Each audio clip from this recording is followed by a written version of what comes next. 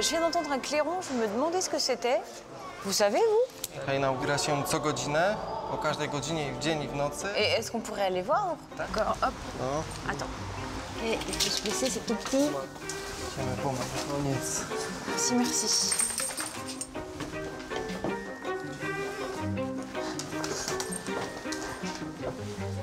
Kiedyś, bardzo dawno temu, gdy Tatarzy najechali na Kraków tutaj, hejnalista zaczął grać na trwogę, żeby ostrzec ludzi.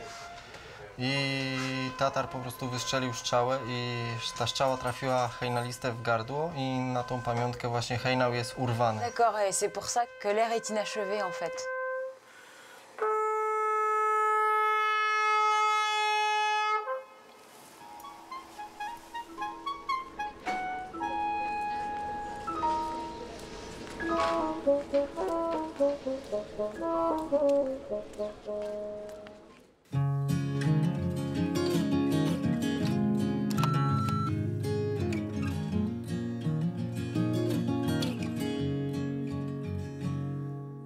I met you on the star, you were sitting on the car, and I knew it was you.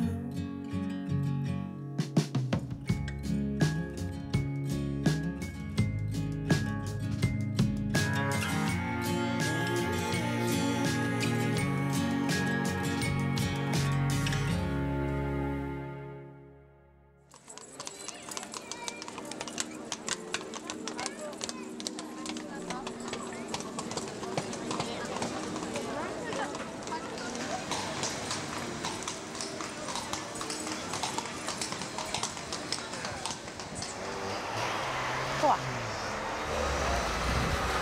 Oula! Un bruit qui m'annonce que peut-être mon rendez-vous est en train d'arriver. Bonjour! To ty jesteś Sofii? Oui, je suis Sophie. Kuba, Tymek. Zobaczymy komunistyczny dystrykt miasta. Trochę Très inną bien. twarz. Więc Zapraszamy zapraszamy do naszych samochodów. Je laisse tes affaires avec toi, Pongo. Bon, bah tu restes, mon chien. Bon voyage! Idziemy. Tac! Ah, mais- Tout carré! A jak rozszerzysz ręce, to możesz go objąć całego. Très bien. Małe drzwi. C'est parti. Uważaj na głowę. C'est Trabant jest bas, bardzo d'accord. niski. Je me la Jeśli będziemy ceinture. mieli jakikolwiek wypadek, to pasy nam za specjalnie nie pomogą. Okej. Ale przynajmniej nie dostaniemy mandatu. Alors là, me voilà dans une voiture, toute brinque-ballante. Jestem bardzo blisko. C'est- Jak na randce. C'est drôle, quand on bouge le siège comme ça, il y a toute la voiture qui bouge. Więc włączam silnik. Przygotuj się, będzie głośno. Allez, oula. C'est un bruit de tondeuse ou de mobilette, je sais pas. Tak, dokładnie. Dokładnie taki sam silnik. Quand on la regarde de l'extérieur, on dirait une boîte. Quand on est dedans, on dirait une tondeuse.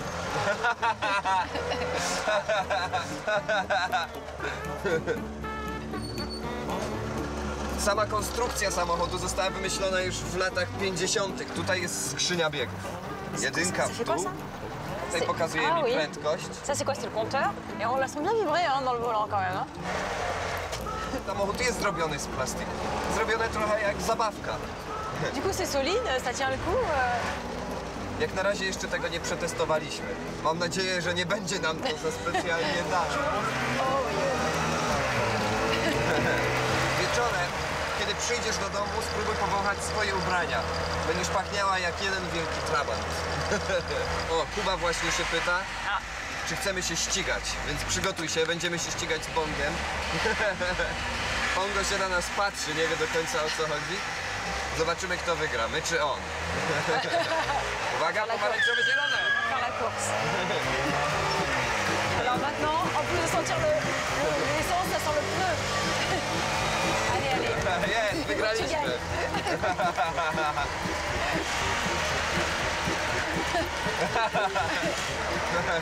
Oui, le pauvre Pongo, il doit avoir Widocznie peur. jest... Hé, tu es en train de perdre là. Qu'est-ce que tu fais? Regarde, on est derrière maintenant. Je peux me repérer, le moteur fait tellement de bruit que je sais où ils Zwolniłem, sont. zwolniłem trochę, bo droga jest dosyć dziurawa. Wyjechaliśmy już tak naprawdę ze Starego Miasta. Wszystkie budynki, które teraz nas powoli zaczynają otaczać, bardziej przypominają proste bryły z lat 70., 80. Bongo, jedziemy. Congo, nous allons à Nowa Huta. C'est Staline qui a décidé de construire Nowa Huta. C'est une belle ville nouvelle, à côté de Cracovie. C'était très important de moderniser le pays. En quelque sorte, nous avons été subventionnés par la Russie. Un des principes du plan de reconstruction, c'était de bâtir des villes nouvelles où la vie était la même pour tout le monde, où il n'y avait pas de pauvres, pas de riches. C'est dans cette idée qu'a été bâtie Nowa Huta. C'est pourquoi elle devait être créée ex nihilo, pour contrebalancer le modèle des villes bourgeoises comme Cracovie, Varsovie, Wrocław, Marqué, Gdansk. c'est impressionnant, hein, c'est vraiment Ouais. symbolique, quoi. Mais si on avait su que les soviétiques n'allaient jamais quitter notre pays et qu'ils allaient le changer d'une telle manière, à un point qu'on n'aurait jamais pu imaginer, alors on les aurait jamais laissés faire. Attention, on tourne. Petit virage bien serré. Nous voici maintenant à Nowa Huta. Et devant nous, il y a devine quoi. Touche. Essaye de toucher. Qu'est-ce qui est devant nous? Qu'est-ce qui est devant nous? Nous sommes devant quelque chose de très grand. Une roue? Oui. Quelque chose d'agressif, c'est quelque chose d'agressif, parce que ça a l'air... C'est très haut. Oui. Stoimy teraz Nous sommes devant un char. Un char soviétique. Viens, on va monter dessus. Il n'y a pas de marche. En fait, c'est complètement illégal ce que nous faisons. Là, tu poses ton pied. On ne doit pas le faire. Mais c'est d'autant plus intéressant que c'est interdit. Voilà. C'est un peu comme de l'escalade. C'est ça. Je suis en train de grimper sur une montagne. Ah, évidemment, Pongo n'est pas content. Et c'est haut, mais ça fait, je sais pas, 6-7 mètres hein, à peu près. Ça va être un peu mouillé. Il a participé au Printemps des peuples à Prague dans les années 60. C'est en réalité une vraie machine de mort qui roulait dans les rues et qui était utilisée pour réprimer la révolte de ceux qui voulaient changer la vie dans cette période difficile du communisme. Mais à l'époque, la Russie était encore trop puissante. Mais en tout cas, moi, je le touche avec émotion. Je ne peux pas m'empêcher de penser en le touchant, au-delà de ce que je découvre et de ce que j'apprends, aux dégâts qu'il a sans doute causés, aux morts qu'il a sans doute causés et à la répression qu'il symbolise. Temek et Kuba veulent m'emmener dans un autre endroit. Un appartement musée qui témoigne des conditions de vie durant cette période communiste. On va voir notre appartement. Ces logements étaient assez petits, mais en réalité très luxueux. Dis donc, il y a une odeur spéciale, effectivement. Tout ici est très ancien. Il y a de vieux meubles, des vieux vêtements. Odeur de vieux, bah, d'ailleurs, ça sent ça. L'odeur aussi est comme chez mamie. C'est exactement ça, ça sent le vieux. C'est marrant. On va entrer dans la chambre. Ok, maintenant que tu es assise, je vais te donner quelque chose. Attends, reste assise. Attention, je te le mets autour du cou. Papier toilette. Oui, c'est du papier toilette. Dans les années 80, quand on ne pouvait rien acheter, même le papier toilette était un produit de luxe. Ah, c'est vrai? Les gens se passaient des cordes autour du cou. Ils y mettaient des rouleaux et rentraient à la maison comme des héros de guerre. Mais c'était du papier toilette.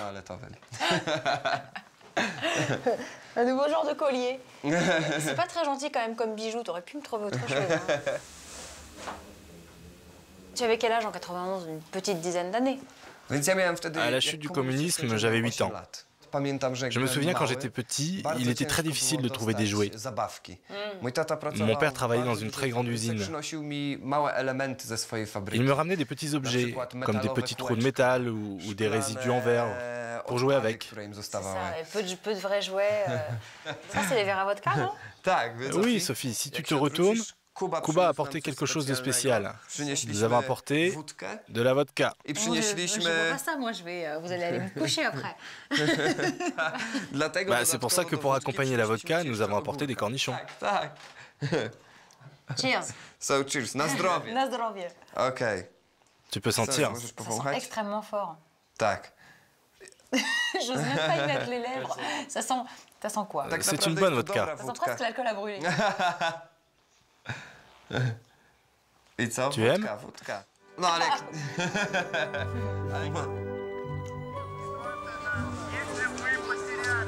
Me voilà d'attaque pour poursuivre mon voyage et replonger dans cette ville où l'on peut remonter le temps.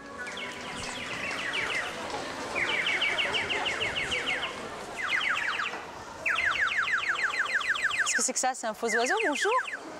Il aime? Vous faites ça pour les vendre? Un oiseau coûte 10 lotis. Si je viens en France, j'en vendrai tout un sac, tout de suite. C'est là qu'on souffle. C'est là qu'on souffle, oui. Plus fort, allez, plus fort. Bon, bah, je vous laisse tranquille. Je vous souhaite d'en vendre plein.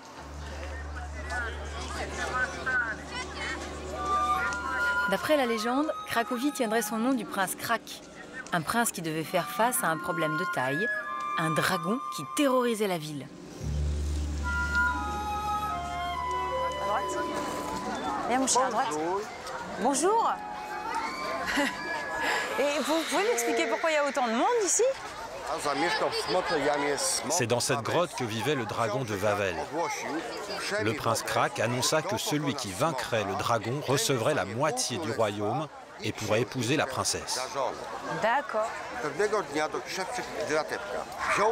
Un jour, un apprenti cordonnier a pris un mouton, l'a éventré, lui a mis du foin, du soufre, du goudron et l'a laissé devant la grotte du dragon. Le matin, le dragon est sorti de sa grotte, il regarde et il trouve son petit déjeuner. Et il mange le mouton. Mais ça a commencé à lui brûler le ventre. Il est descendu vers le fleuve et il a commencé à boire, boire, boire. Et son ventre gonflait, gonflait, gonflait. Et finalement, il a tellement bu que son ventre a éclaté. Et moi, je suis un chevalier. Ah oui, la côte de maille, l'épée. Bon, ça va, elle n'est pas très tranchante. Bah, merci pour toutes ces explications. Chevalier. Merci, pro chevalier. Merci beaucoup. Merci. Au revoir. Au revoir. Décidément, toute la ville semble vibrer au rythme des légendes. Je quitte le château de Wawel et son chevalier pour me rendre dans un autre lieu, lui aussi chargé d'histoire. Bonjour. Ah, bonjour. Vous voulez faire un tour? En fait, je voulais aller à la Cagimiège. C'est possible de m'emmener ou pas? Oui, montez. Ok, je monte. Tiens. Moi d'abord, toi ensuite. Non, bon d'accord. Ok, toi d'abord alors. Oh, j'adore les calèches et les chevaux.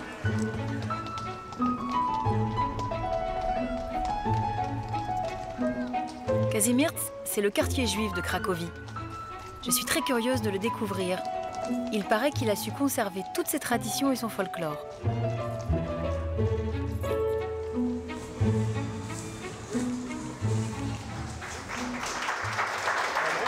Bonjour. Je peux dîner ici? Merci beaucoup. Hop, on a de la chance, il y a un concert, j'ai l'impression pour vous. Oui, je suis merci.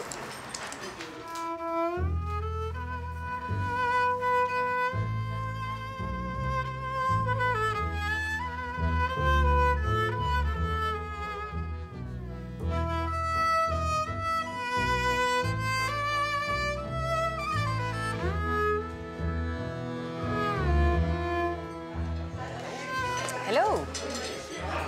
Qu'est-ce que vous me conseillez? Est-ce que vous voulez goûter un plat traditionnel juif? Oh yes, I'll try Ah oui, that. ça c'est parfait pour moi. Perfect for me. Ça sent bon, c'est très tentant tout ça. Ça donne faim.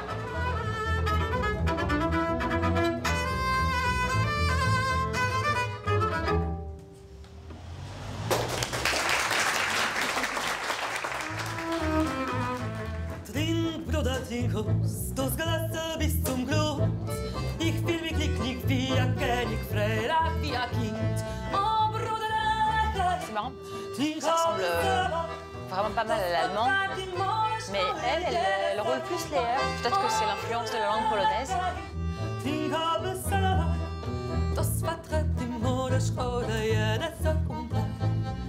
Je me laisse porter avec plaisir par la jolie voix de cette chanteuse et par sa langue très atypique, le yiddish. Bonjour. Bonjour. Désolée, je ne parle pas polonais. Et malheureusement, moi, je ne parle pas français. Je m'appelle Magda. Oui, je m'appelle Sophie. Lui, il s'appelle Pongo. Salut Pongo. Voilà. Ah, j'ai reçu un baiser. Et là, les chansons que vous avez chantées ce soir, est-ce que vous pouvez me raconter un petit peu ce qu'elle disait. J'étais très frustrée, voilà, je comprenais pas les textes. Ce sont des chansons traditionnelles de l'entre-deux-guerres. Elles parlent essentiellement d'amour. Est-ce que ça a un sens particulier pour vous de chanter en yiddish en Pologne? J'espère que cela a quelque chose d'exceptionnel. Le yiddish, c'est la langue de la diaspora de Galicie. C'est une langue composée de vieil allemand, de polonais, d'hébreu et de russe. Aujourd'hui, c'est une langue morte. La première chanson que j'ai apprise en yiddish, c'est Mein Yiddish Mama. Tu veux que je t'en chante une partie?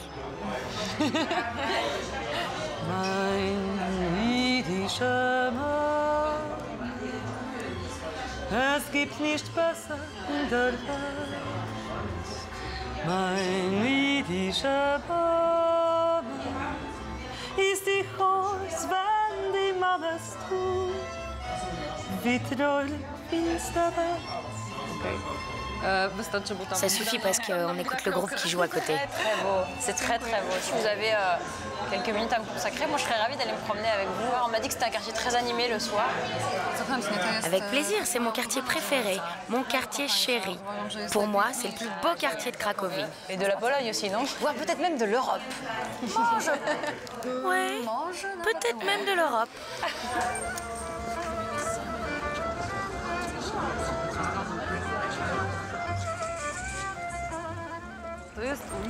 C'est la rue Cheroka. Ici, il y a plein de restaurants. Dans la majorité d'entre eux, il y a justement des concerts de musique klezmer. Là, ils jouent extrêmement bien. On peut leur faire coucou si tu veux. Oui, oui. Salut les garçons. Nous passons à côté de la plus ancienne synagogue de Kazimierz. On l'appelle la vieille synagogue. C'est là que vous habitez? J'habite juste là, derrière nous, au bout de la rue, derrière la vieille synagogue. C'est encore peuplé majoritairement par des juifs ou c'est juste l'histoire qui fait qu'on l'appelle comme ça? Il y a une communauté juive à Cracovie, mais elle n'est pas nombreuse. La majorité est partie avant la guerre. Bien sûr. Ils ont eu de la chance parce que les autres ont été soit décimés pendant la guerre, soit chassés par le gouvernement communiste en 1963. Le quartier n'est plus comme il était avant la guerre. Ok. Ah, il y avait de l'eau. C'est pas grave du tout.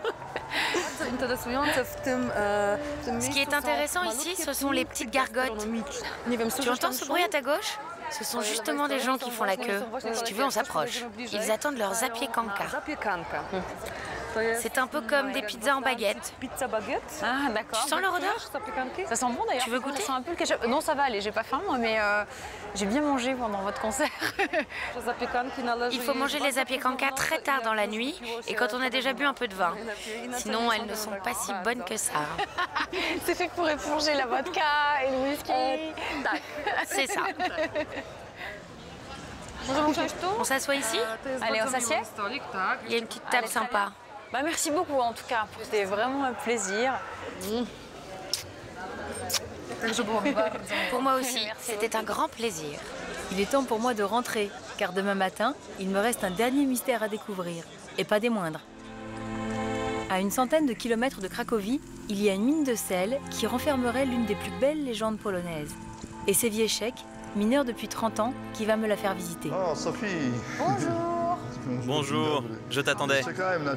C'est gentil ça. Eh ben ouais, on est parti alors.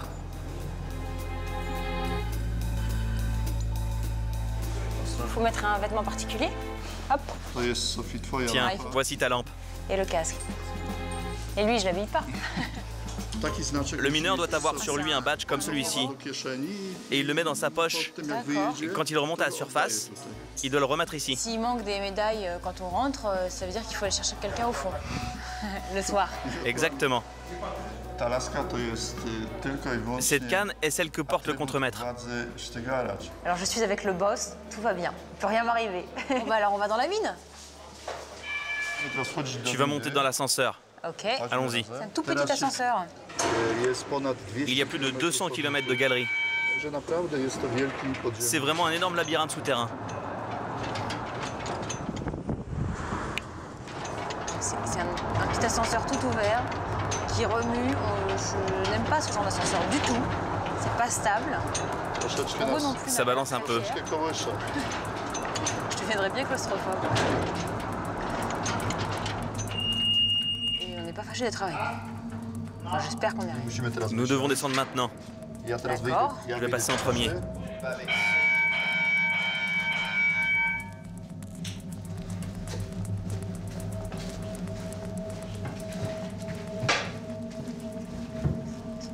Je vais ouvrir une porte. Oula, une énorme porte. Une énorme porte. Tu peux passer. J'arrive pas à identifier cette odeur. C'est quoi qu'on sent? Ce que tu sens, c'est l'odeur de la roche. Ce n'est pas seulement le sel, mais tout ce qu'il y a ici sous la terre. C'est ouvert, on peut y aller. Allez, va. Et pourquoi il y a autant de portes comme ça? Parce que ces portes permettent de réguler le débit d'air dans les galeries.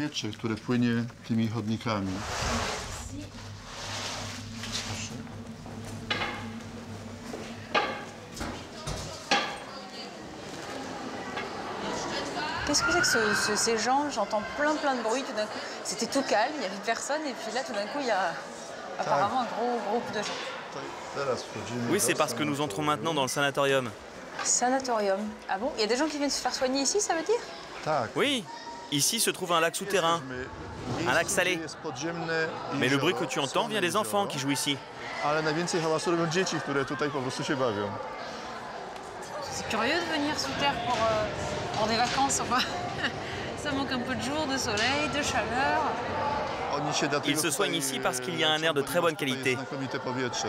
C'est un air sans allergènes. Les gens se sentent mieux ici. Bonjour. Moi, je parle comme ça. Ah, dis donc, tu viens d'où? J'habite en Bruxelles. Et qu'est-ce que tu fais ici? Tu es soigné pour quelque chose? Oui, pour le rhume. Quand on est ici, il y a de l'air, ça fait qu'on va être soigné. C'est la première fois que tu viens? La troisième. La troisième? Et ça marche? Oui. Si tu reviens, c'est que ça marche. Je vais te laisser jouer tranquille. Merci, hein. Amuse-toi bien. Nous quittons le sanatorium